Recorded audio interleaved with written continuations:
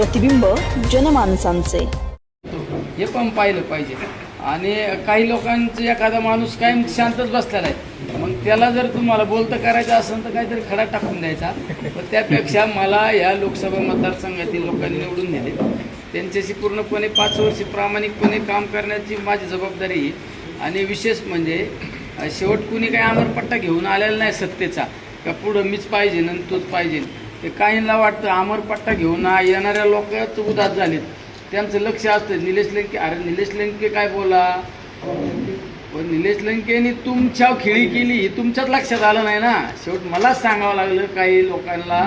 मी एखादा तुम्ही आपण एखादा उद्या मी काकडे सरांना खडा मारून पाहिला, काकडे सर किती रॅक्ट होत्यात, काकडे सर गप बसले का काकडे सर शांत बसले का रागावलेत का त्यांनी तोच खडा फेकून आणला, ते कधी कधी पाहायचं असतं। म्हणून याचा काही संबंध नाही या गोष्टीचा। निलेश लंके कुणीतरी आता मग आपले 2-3 जण बगलवच्चे हाताने धरायचे आणि त्यांनी सांगायचे निलेश लंकेने पळ काढणार आहे का, हां रात्रंदिवस काम करतो। ठीक आहे, आज माझं सरकार जरी नाही पण उद्या भविष्यात आम्ही पण पॉझिटिव्ह एनर्जीने काम करतो ना। राहिलेले प्रलंबित प्रश्न कसे सोडवते 20-20 घंटे आम्ही पण काम करतो ना। हां ते काही लोकांना आज ते पराभव मान्य नाही, मग आपलं निलेश लंके काय बोलला का मग 2-4 जणांना सांगायचं तू आपलं अशी बातमी लाव, तू मला सांगायचं तुझ्या चॅनलला हे लाव, आणि झालं सुरू।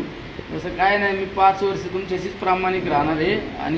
आणि असं काय घेऊन बसले नाही, उद्याला त्यांच्या डोक्यात असं ना परत 29ला पण आहेत ना आम्ही तयार त्यांच्यासाठी।